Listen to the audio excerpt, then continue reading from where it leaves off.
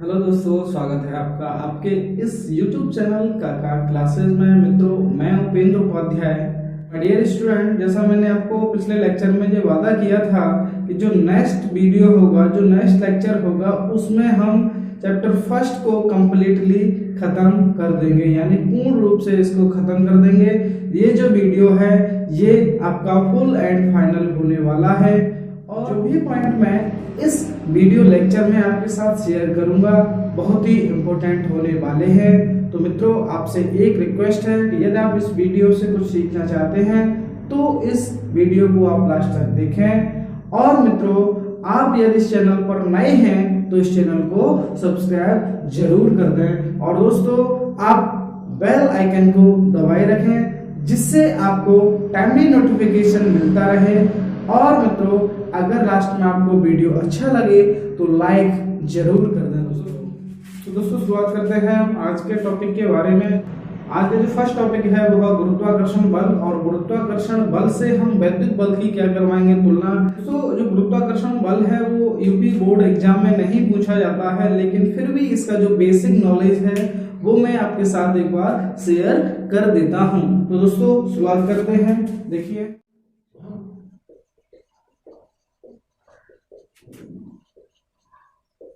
दोस्तों जैसा हमारे सामने दो वस्तु हैं जिनके द्रव्यमान क्या है m1 और m2, और वो एक दूसरे से इस वक्त r दूरी पर रखे हुए हैं, तो उनके बीच में जो गुरुत्वाकर्षण बल है वो क्या हो सकता है देखते हैं। तो दोस्तों, जो गुरुत्वाकर्षण बल होगा वो इन दोनों वस्तुओं के द्रव्यमानों के गुणनफल के समानुपाती होगा। जो दो वस्तुओं के बीच लगने वाला गुरुत्वाकर्षण बल उन दोनों वस्तुओं के द्रव्यमानों के गुणनफल के समानुपाती होता है। और पॉइंट नंबर सेकंड क्या है आपका, और ये गुरुत्वाकर्षण बल है, ये दोनों वस्तुओं के बीच की दूरी, यानी बीच की दूरी क्या है आपकी यार, दोनों वस्तुओं के बीच की दूरी के वर्ग के व्युत्क्रमानुपाती होता है। तो दोस्तों जब हम इनको मिला देंगे, मिलाने पर हमारे पास रहेगा F is proportional to m1 m2 upon r square. दोस्तों जब हम प्रोपोर्शनल के चिन्ह को उठाते हैं तो एक कांस्टेंट वैल्यू लेते हैं, और यहाँ पर हम कांस्टेंट वैल्यू लेंगे g, जिसे हम गुरुत्वाकर्षण नियतांक बोलते हैं। और दोस्तों जो ये g की वैल्यू है वो होती है आपकी 6.67 into 10 to the power -11 newton metre square प्रति किलोग्राम स्क्वायर। ठीक है दोस्तों, अब हम क्या करेंगे, इसको लिख देंगे F बराबर होगा G m1 m2 upon r square. ये हमारे पास क्या हो गया दोस्तों, ये हो गया गुरुत्वाकर्षण बल के लिए फॉर्मूला। अगर हम यहाँ पर लिखना चाहें तो लिख सकते हैं दो वस्तुओं के बीच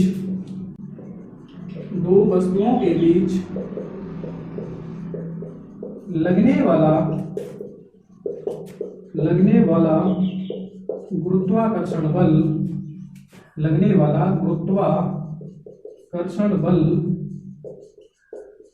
वस्तुओं के द्रव्यमानों के गुणनफल तथा बीच की दूरी के वर्ग के व्युत्क्रमानुपाती होता है। ठीक है दोस्तों, जो गुरुत्वाकर्षण बल होगा दो वस्तुओं के बीच लगने वाले, यानी दो वस्तुओं के बीच लगने वाला जो गुरुत्वाकर्षण बल होगा वो वस्तुओं के द्रव्यमानों के गुणनफल तथा बीच की दूरी के वर्ग के व्युत्क्रमानुपाती होता है। दोस्तों आप इसे अपनी कॉपी में नोट कर सकते हैं। मित्रों इससे पहले आपने एक नियम स्टडी किया था, नियम को पढ़ लिया था आपने। वो क्या था? कूलॉम का नियम। जो कूलॉम का नियम होता है वो वैद्युत बल के बारे में बताता है, और कुछ इसमें जो गुरुत्वाकर्षण बल होता है उसकी समानताएं होती हैं, कुछ असमानताएं होती हैं। उन दोनों को हम देखते हैं, लेकिन उन दोनों को देखने से पहले कुछ आपको आपकी एक्सरसाइज में ऐसे क्वेश्चन देखने के लिए मिलेंगे, उसमें ये पूछा जाएगा कि वैद्युत बल गुरुत्वाकर्षण बल का कितने गुना है। या क्वेश्चन है आपके सामने, वैद्युत बल गुरुत्वाकर्षण बल के कितना, वैद्युत बल गुरुत्वाकर्षण बल के कितने गुना होता है। ठीक है दोस्तों, देखिए यहां हम लिखेंगे, हम जानते हैं कि आपका जो वैद्युत बल है, वैद्युत बल यानी F बराबर 1/4πε0 Q1 × Q2 upon R square. और जो गुरुत्वाकर्षण बल होता है आपका, जो गुरुत्वाकर्षण बल होता है वो, जो वैद्युत बल है उसको मैंने लिख दिया Fe, और जो गुरुत्वाकर्षण बल है उसको लिख दिया मैंने Fg। ठीक है, और ये क्या है आपका, ये होता है, अभी हमने इसको पढ़ लिया था, वो क्या था, Gm1 m2 upon R square. इस समीकरण नंबर हम क्या मानेंगे? सेकंड मानेंगे। तो दोस्तों जब हमें किसी भी संख्या का गुना निकालना होता है तो हम क्या करते हैं, समझो बात को। जैसे मैं ये पूछूं 50 10 का कितने गुना है, 50 10 का कितने गुना है, तो आप क्या करेंगे, 50 में 10 का क्या करेंगे, डिवाइड करेंगे। मैं बोलूं कि 20 4 का कितने गुना है, यानी 20 जो संख्या पूछ रहा है उसमें हम भाग देंगे जितने का गुना है, यानी 20 4 का कितने, 20 4 का कितना गुना है, तो 20 में हम भाग देंगे कितने का, 4 का। यहाँ क्वेश्चन हमारे पास है वैद्युत बल गुरुत्वाकर्षण बल का कितने गुना है। तो वैद्युत बल किसका, गुरुत्वाकर्षण बल का, तो वैद्युत बल में हम भाग देंगे गुरुत्वाकर्षण बल का। यदि यहाँ पर ये क्वेश्चन में पूछता कि गुरुत्वाकर्षण बल वैद्युत बल का कितने गुना है, तो हम गुरुत्वाकर्षण बल में भाग देते किसका, वैद्युत बल का। लेकिन आपके सामने जो क्वेश्चन है वो क्या है, वैद्युत बल गुरुत्वाकर्षण बल के कितने गुना होता है।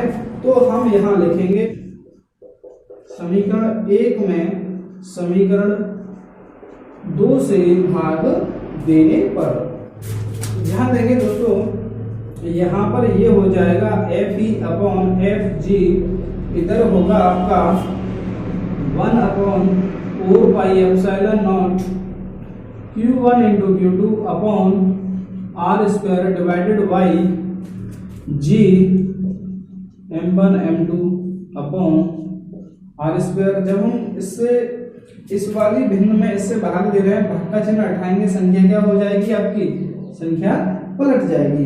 तो ये होगा आपका Fe अपॉन Fg बराबर 1/4πε0 Q1 × Q2 upon R square into R square G m1 m2। तो ये होगा 1/4πε0, R स्क्वायर से R स्क्वायर कट जाएगा आपका, ऊपर बचेगा Q1 × Q2 upon G m1 m2। तो दोस्तों यदि आपसे किसी भी क्वेश्चन में ये पूछे कि गुरुत्वाकर्षण बल, अगर आपसे किसी क्वेश्चन में ये पूछे कि वैद्युत बल गुरुत्वाकर्षण बल का कितने गुना है, तो आप कौन सा फॉर्मूला लगाएंगे, Fe अपॉन Fg बराबर 1/4πε0 Q1 × Q2 upon G m1 m2। दोस्तों इसे आप अपनी कॉपी में बहुत अच्छी तरह से नोट कर लें। अब हम बात करने वाले हैं कि वैद्युत बल और गुरुत्वाकर्षण बल में क्या अंतर होता है। ठीक है, नोट करें जब तक आप। तो बच्चों अब बात करने वाले हैं हम वैद्युत बल तथा गुरुत्वाकर्षण बल में क्या अंतर होता है। जैसा आपको बोर्ड पर दिखाई दे रहा है सेम उसी तरह आप अपनी कॉपी में इस तरह से एक टेबल बना लेंगे। और पॉइंट नंबर 1 ध्यान से सुने, जो वैद्युत बल होता है, वैद्युत बल होता है वो वैद्युत बल आकर्षण तथा प्रतिकर्षण दोनों प्रकार का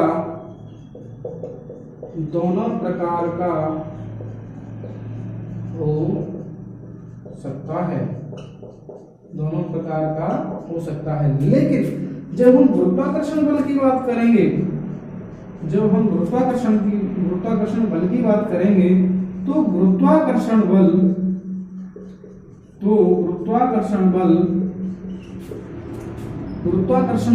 केवल आकर्षण बल होता है, यानी गुरुत्वाकर्षण बल केवल आकर्षण होता है, प्रतिकर्षण नहीं होता। ठीक है दोस्तों, जब वैद्युत बल आपने स्टडी किया था तो आपने देखा होगा जो वैद्युत बल था वो आवेश पर डिपेंड करता था। गुरुत्वाकर्षण बल किसके समानुपाती? द्रव्यमानों के गुणनफल के समानुपाती। दोस्तों ये किस पर निर्भर रहता है, यानी दोस्तों जो वैद्युत बल होता है वो किस पर निर्भर रहता है? आवेश पर। और आवेश की किस पर? आवेश की प्रकृति पर। ठीक है, और आवेश की प्रकृति क्या होती है? आवेश आपके दो प्रकार के हो सकते हैं, एक आवेश आपका धनात्मक और दूसरा ऋणात्मक हो सकता है। लेकिन जब गुरुत्वाकर्षण बल की बात करें तो ये किस पर निर्भर रहता था? ये आपका द्रव्यमान पर निर्भर रहता था, ये आपका द्रव्यमान पर निर्भर रहता था। और द्रव्यमान सदैव कैसा होता है? धनात्मक होता है। ठीक है, तो अब बात करने वाले हैं हम पॉइंट नंबर 2 की, यानी पॉइंट नंबर 2 में क्या है? जो वैद्युत बल होता है, वैद्युत बल आवेशों के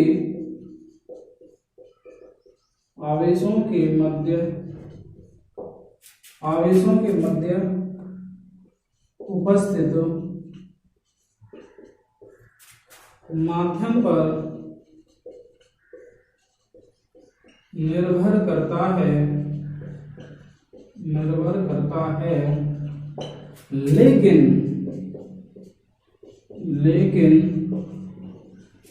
गुरुत्वाकर्षण बल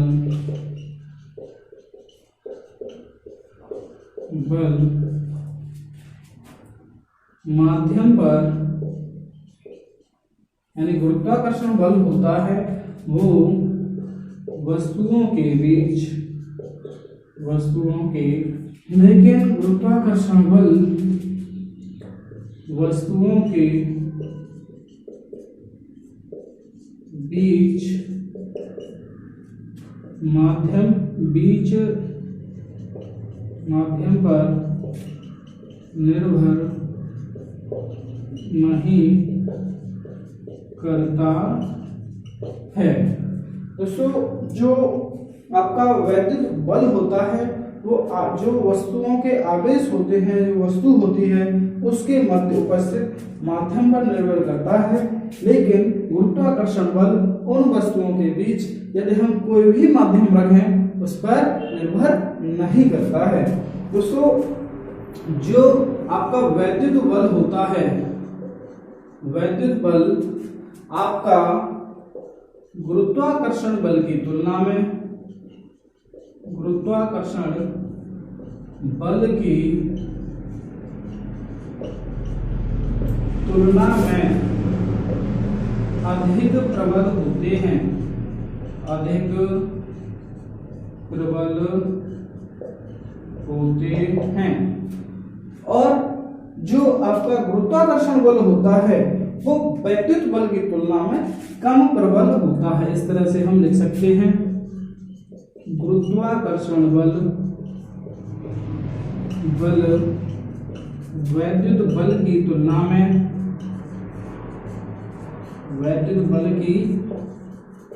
में कम प्रबल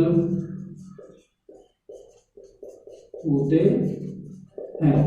ये दोस्तों आपको ये पॉइंट याद रखने हैं। फर्स्ट पॉइंट क्या है, वैद्युत बल आकर्षण और प्रतिकर्षण दोनों प्रकार का हो सकता है।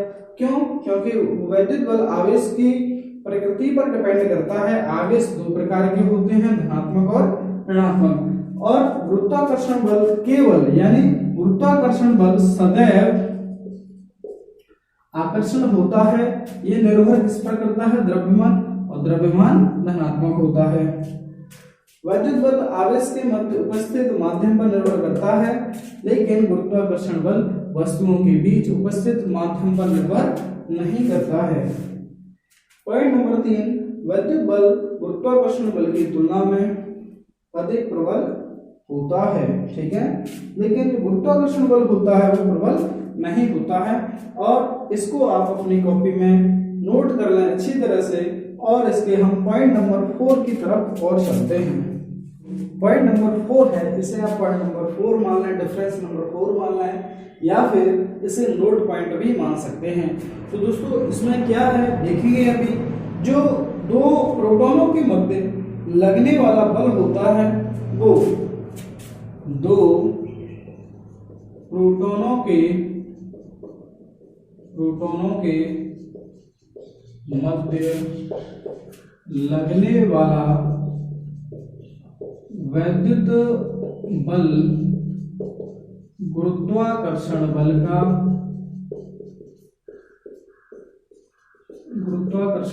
का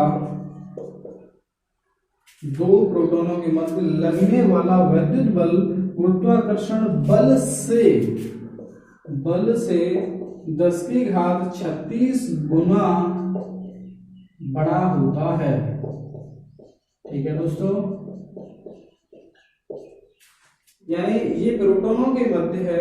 और यदि हम इलेक्ट्रॉन की बात करें तो यहां लिखेंगे हम दो इलेक्ट्रॉनों के मध्य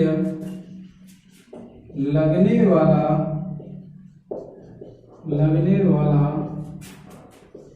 वैद्युत बल गुरुत्वाकर्षण बल का, यानी बल से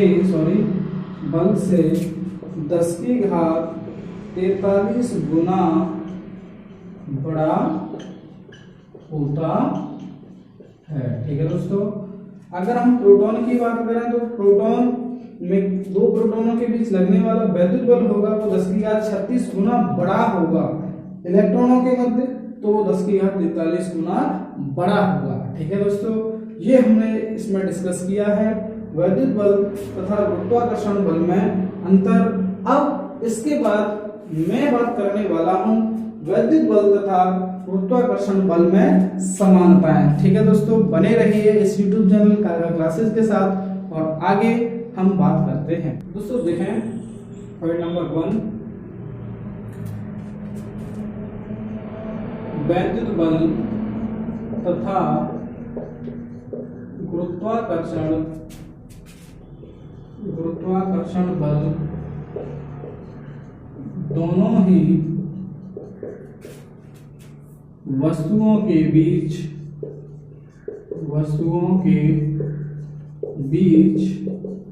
की दूरी के वर्ग के व्युत्क्रमानुपाती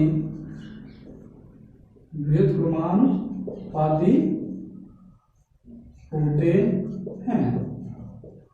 जब आपने वैद्युत बल में पढ़ा होगा तो Fe is inversely proportional to r², और गुरुत्वाकर्षण बल में भी आपने पढ़ा होगा Fg is inversely proportional to r square, यानी ये इनकी समानता है। पॉइंट नंबर 2 में देखेंगे कि जो आपका विद्युत बल होता है, जो ये दोनों बल होते हैं, दोनों बल आपके केंद्रीय व संरक्षी बल होते हैं, संरक्षी बल होते हैं। ठीक है दोस्तों, ये पॉइंट आपको याद रखने हैं। ठीक है, अब पहला हमने देखा विद्युत बल, गुरुत्वाकर्षण बल दोनों वस्तुओं के बीच की दूरी के वर्ग के समानुपाती होते हैं। दूसरा है दोनों जो बल होते हैं वो केंद्रीय और संरक्षी होते हैं। दोस्तों अब हम बात करने वाले हैं जो एक ऐसा टॉपिक है उसमें से कहीं ना कहीं 1 या 2 नंबर का क्वेश्चन जरूर बनता है, और वो टॉपिक है हमारा विद्युत बल रेखाएं।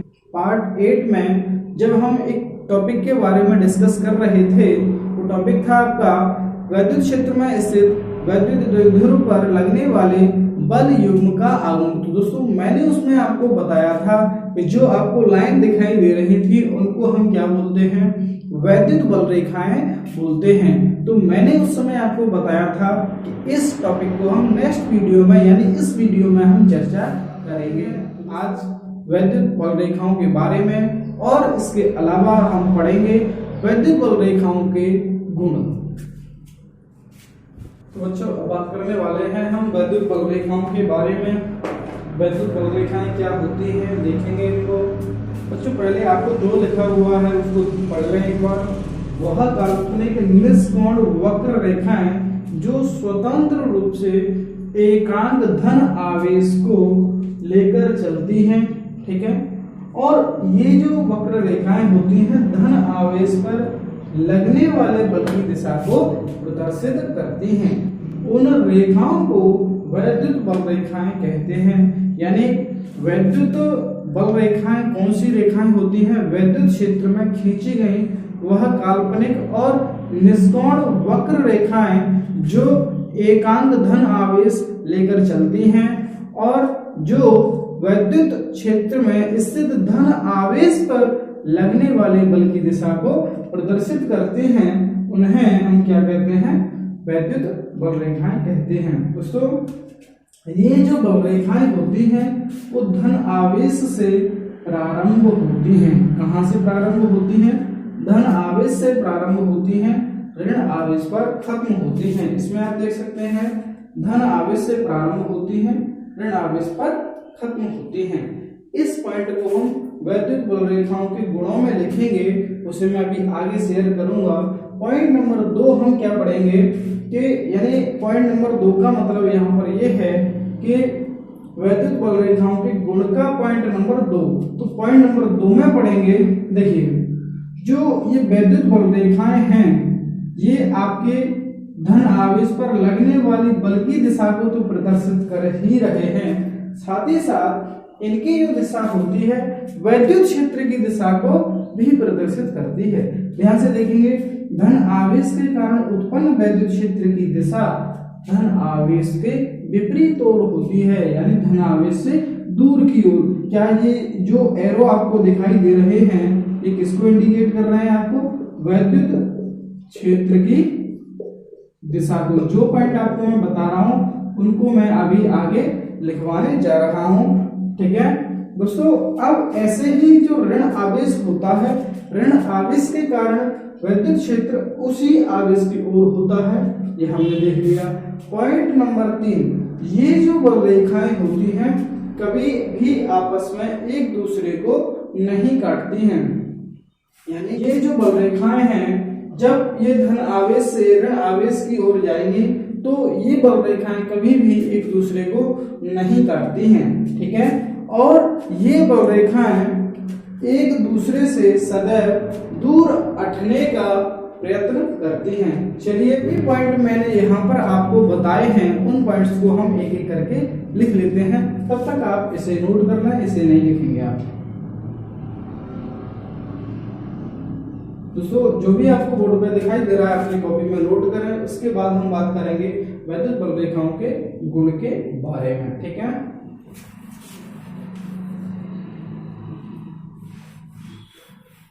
बात करते हैं हम वैद्युत बल रेखाओं के गुण के बारे में।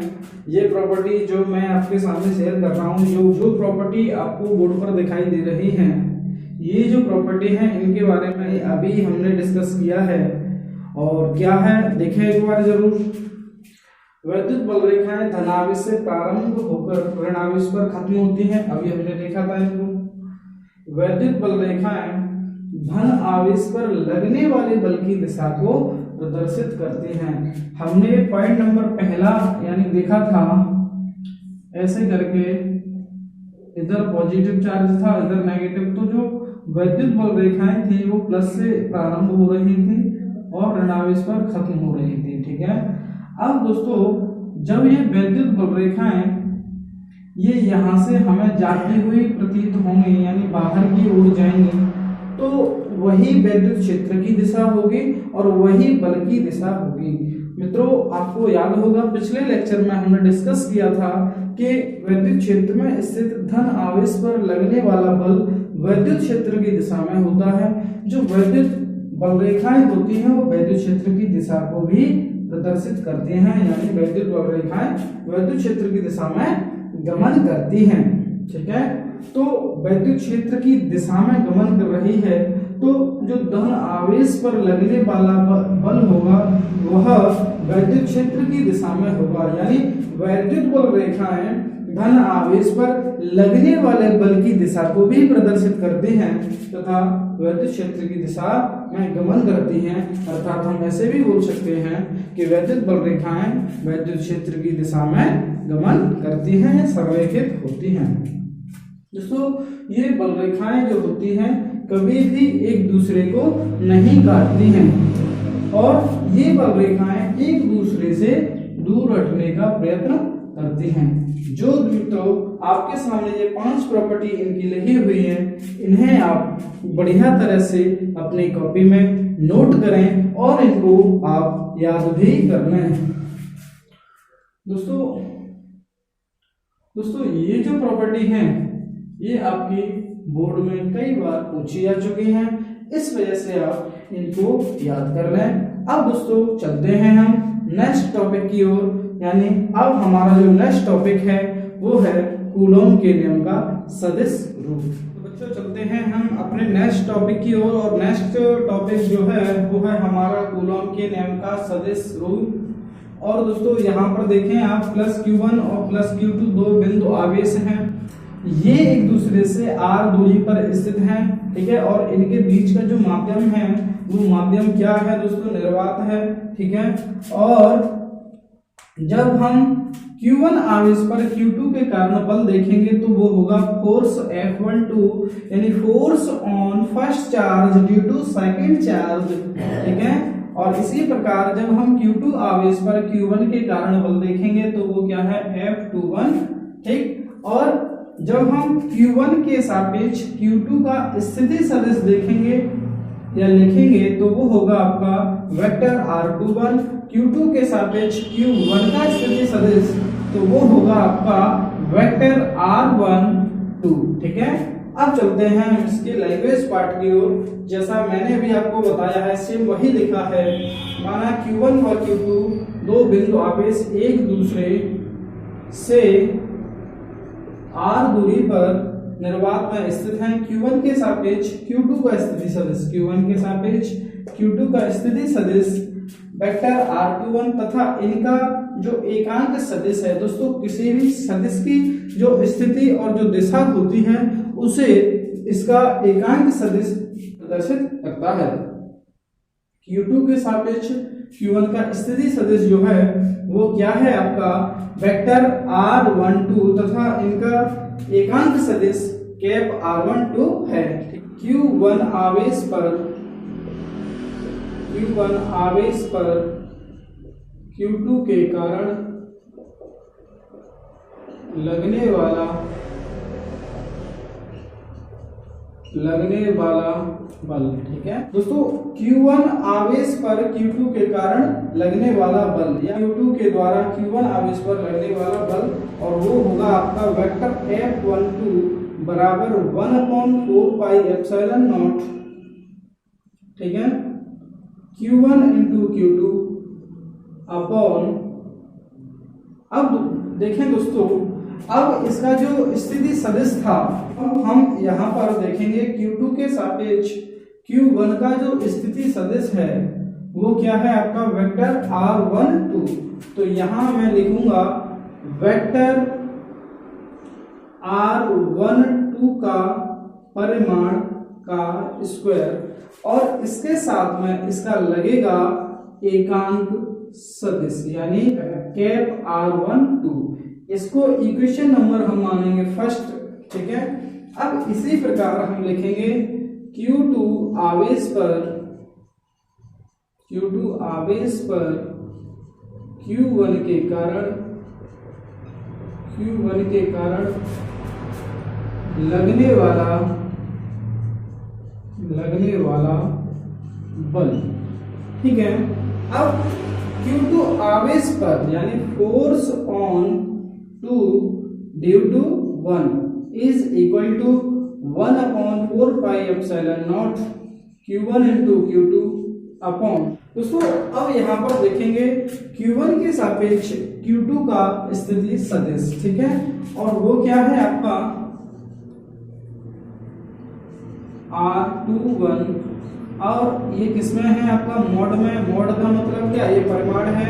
और जब हम इसका एकांक सदिश लिखेंगे तो वो होगा कैप R21। इसको हमने समीकरण नंबर, दोस्तों एक बार फिर से देख लें आप, Q1 आवेश पर Q2 के कारण लगने वाला बल यानी force on first charge due to second charge is equal to 1/4 pi epsilon naught Q1 into Q2 upon, इसका मतलब क्या है, केवल इसका परिमाण, ठीक। और ये है इसका एकांक सदिश कैप R1। अब देखेंगे Q2 आवेश पर Q1 के कारण लगने वाला बल और ये आपके सामने है वेक्टर F21 बराबर 1/4 pi epsilon naught Q1 into Q2 upon mode में क्या लिखा है, ये आपका वेक्टर R21 का स्थिति सदिश है यानी वेक्टर R21, इसका केवल और केवल हम क्या ले रहे हैं, परिमाण। और कैप R21 इसका मतलब ये है, ये इसका क्या है, एकांक सदिश। दोस्तों अब चलते हैं हम आगे की ओर, ठीक है। अब देखें दोस्तों, जो हमारे पास ये एकांक सदिश हैं इनके मान क्या होते हैं। दोस्तों आपने 11th क्लास में इसको देखा होगा, यदि हम एकांक सदिश निकालना चाहते हैं तो ये होगा आपका वेक्टर A अपॉन मोड में वेक्टर A। इसका मतलब ये है A का मापांक, A का परिमाण, ठीक है। तो यदि हम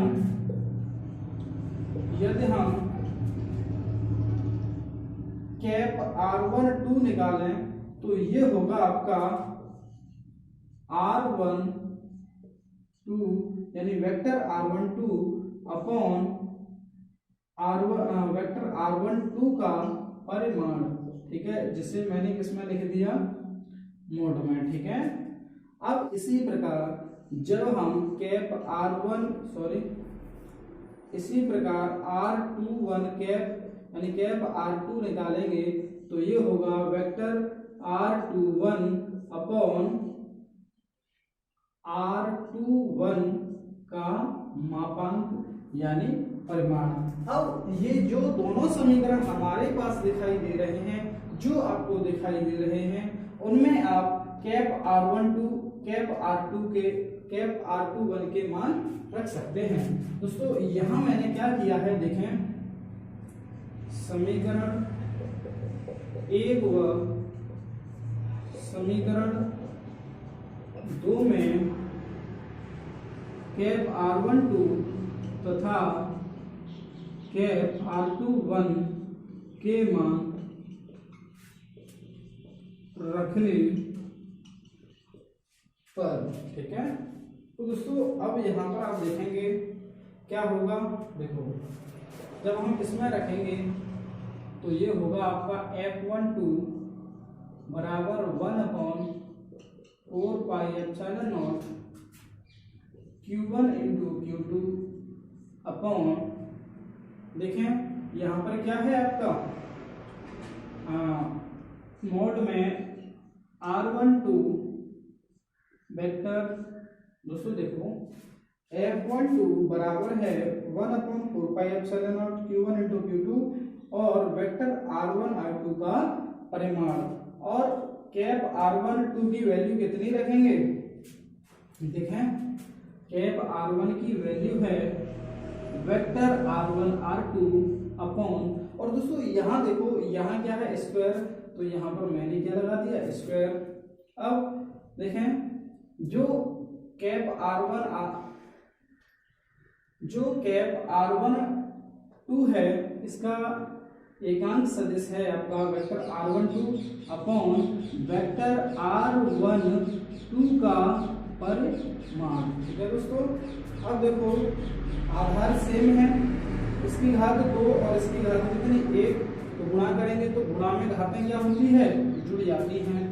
ये होगा 1/4 pi epsilon naught q1 into q2 upon vector r12 की घात कितनी 3।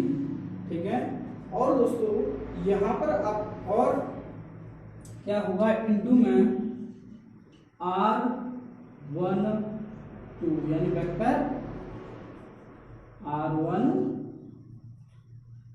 देखें दोस्तों अब गुणा में घातें क्या होंगी, जुड़ जाएंगी, 2 और 1 घात कितनी होगी 3, तो ये हो जाएगा 1/4 pi epsilon naught q1 into q2 upon vector r12 का परिमाण की घात कितनी 3, और इंटू में क्या आएगा वेक्टर r12। दोस्तों अगर हम वेक्टर r12 का परिमाण निकालेंगे तो ये बराबर किसके आएगा r के, इसकी जगह पर 1/4 pi epsilon naught q1 into q2 upon r की घात कितनी 3 और वेक्टर r12। ये दोस्तों कूलॉम के नियम का सदिश रूप है। अब हम देखेंगे F21, यहाँ पर वैल्यू रखेंगे कितनी, देखें F21 बराबर 1/4 pi epsilon naught q1 into q2 upon, अब क्या दोस्तों मैं यहाँ पर इसकी वैल्यू डायरेक्ट लिख सकता हूँ दोस्तों, r12 या r21 दोनों का जो परिमाण होगा वो बराबर होगा किसके r के, यानी मैं यहाँ पर ऐसे भी लिख सकता हूँ। ठीक है, तो यहाँ पर मैंने डायरेक्ट इसकी जगह पर क्या लिख दिया है r, तो ये r स्क्वायर इंटू r21 का एकांक सदिश क्या है vector r21 upon vector r21 का परिमाण कितना है r2 इंटू r कितना हो जाएगा F21 बराबर 1/4 pi epsilon naught q1 into q2 upon r की घात कितनी 3 इंटू r21 वेक्टर r21।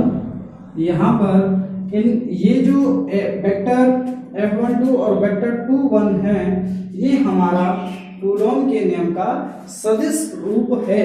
दोस्तों यहाँ पर आप देखें जो वेक्टर r12 हैं ये दोनों एक दूसरे के विपरीत हैं। कैसे हैं, विपरीत हैं। ठीक है, तो इस प्रकार हम कह सकते हैं जो फोर्स F12 यानी force on first charge due to second charge is equal to negative sign, यानी हमारा जो फोर्स F12 है वो बराबर है माइनस के F2 बन के। दोस्तों इसका मतलब यहाँ पर ये है कि जो Q1 पर Q2 के कारण लगने वाला बल और Q2 पर Q1 के कारण लगने वाला बल ये परिमाण में तो बराबर होंगे लेकिन इनकी जो दिशाएं होंगी वो मित्रों विपरीत होंगी। ठीक है, अभी हमने इस वीडियो लेक्चर में कूलॉम के नियम का सदिश रूप देखा था और अब हम अपने नेक्स्ट टॉपिक यानी इस वीडियो का लास्ट टॉपिक से 12th फिजिक्स के chapter first by Newton book ये भी कह सकते हैं कि ये आपके चैप्टर का लास्ट टॉपिक है। ठीक है दोस्तों, हमारा जो नेक्स्ट टॉपिक है वो टॉपिक है माध्यम का परावर्तकांक। दोस्तों इस माध्यम के परावर्तकांक की जो डेफिनेशन है आपको रटनी नहीं है, केवल एक फॉर्मूला याद रखना है कि माध्यम के परावर्तकांक को हम कैसे डिनोट करते हैं।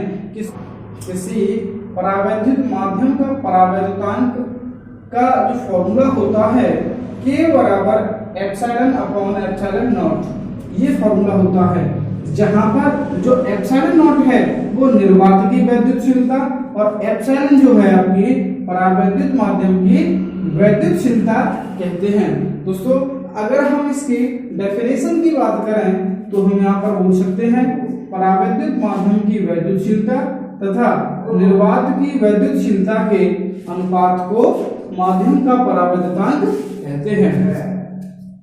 दोस्तों एक बार फिर से समझें, एप्सिलॉन नॉट को हम परावर्तित माध्यम की वैद्युतशीलता, एप्सिलॉन नॉट को निर्वात की वैद्युतशीलता, अगर हम इसको बोलेंगे तो अनुपात के रूप में बोल सकते हैं परावर्तित माध्यम की वैद्युतशीलता तथा निर्वात की वैद्युतशीलता के अनुपात को माध्यम का परावर्तकांक कहते हैं। दोस्तों अब देखते हैं इस डेफिनेशन को हम किस प्रकार लिखते हैं। तो चलिए अभी हम लिखेंगे परावर्तित माध्यम की वैद्युतशीलता, परावर्तित माध्यम की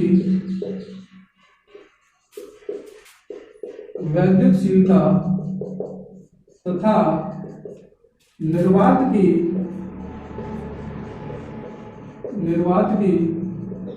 वैद्युतशीलता के अनुपात को माध्यम का परावर्तकांक कहते हैं। दोस्तों ध्यान देने वाली बात यह है, इस माध्यम के परावर्तकांक को हम कैसे प्रदर्शित करते हैं। यहाँ लिखेंगे इसे K से प्रदर्शित करते हैं। दोस्तों अब देखें माध्यम की वैद्युतशीलता ऊपर है और निर्वात की वैद्युतशीलता नीचे है, यानी जो राशि है वैद्युतशीलता ऊपर वैद्युतशीलता नीचे। तो अब ये जो राशि है वो मात्रकहीन तथा अगर मात्रक नहीं है तो इसका विमा नहीं होगी, यानी इसकी विमा भी नहीं होगी। यह जो राशि है ये विमाहीन राशि है, मात्रकहीन राशि।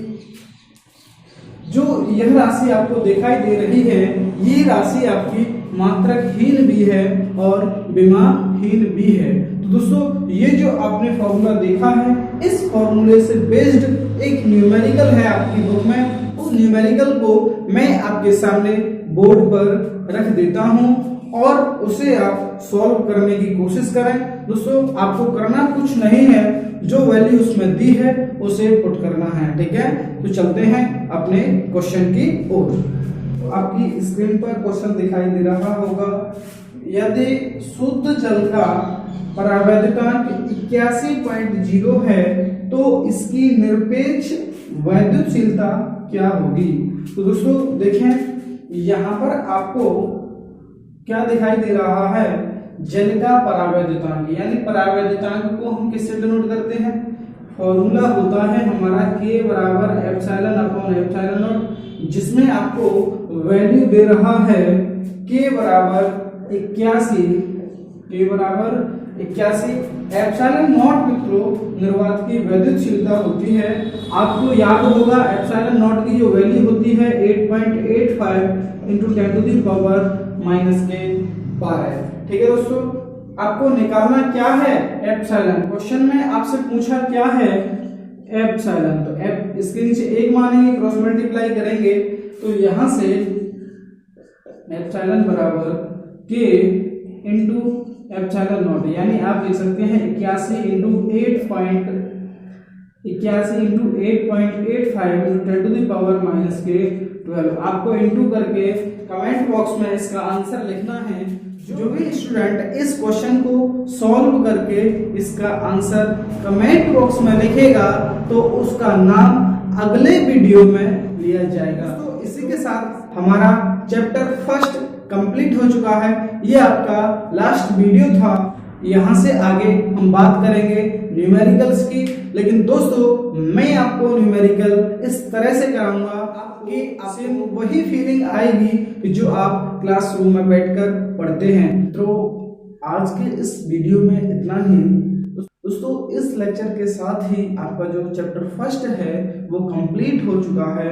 मित्रों यदि आपने इस चैनल को सब्सक्राइब नहीं किया है तो सब्सक्राइब जरूर करें और दोस्तों बेल आइकन को दबाए रखें जिससे आपको टाइमली नोटिफिकेशन मिलता रहे। दोस्तों आने वाला जो वीडियो है वो बहुत ही इम्पोर्टेंट होने वाला है, क्योंकि जो आने वाला वीडियो है उसमें मैं आपको जो भी चैप्टर फर्स्ट है उसका निचोड़ या आप कह सकते हो उसके जो महत्वपूर्ण बिंदु हैं, उनके जो फॉर्मूले हैं वो आपके साथ शेयर करने वाला हूं। वो आपको न्यूमेरिकल करने में बहुत ही हेल्प करेंगे। दोस्तों आपको बताना चाहूंगा यदि आपके अंदर यानी न्यूमेरिकल का जो डर है, मैं दोस्तों आपके साथ एक वादा करता हूँ। वो वादा क्या है सुने ध्यान से। जो आने वाले जो 3 वीडियो हैं यदि आप उनको देखते हो, उनके नोट्स बनाते हो और जो भी पॉइंट्स उसमें शेयर किए जाते हैं उनको आप बहुत बढ़िया तरह से याद करते हो, तो मैं ये वादा करता हूँ आपसे न्यूमेरिकल का जो भय है आपके दिल और दिमाग से जरूर निकलेगा। दोस्तों लाइक और कमेंट करते रहें, शेयर भी करते रहें। दोस्तों कमेंट करके ये आप जरूर बताएं कि ये जो वीडियो है कैसा लगा, क्या इसमें आपको कुछ इम्प्रूवमेंट दिखाई दे जाती हो। आपसे मैं एक छोटी सी रिक्वेस्ट करना चाहूँगा। मैं आपके लिए इतनी मेहनत करके आपके लिए बहुत बढ़िया वीडियो लेकर आता हूँ। दोस्तों आपका कर्तव्य ये बनता है कि जो ये वीडियो है इनको आप अपने मित्रों के साथ अधिक से अधिक संख्या में शेयर करें और लाइक जरूर करें। जो भी बच्चा इस वीडियो को देख रहा है मित्रों आप जरूर इसे लाइक करें। Thank you so much.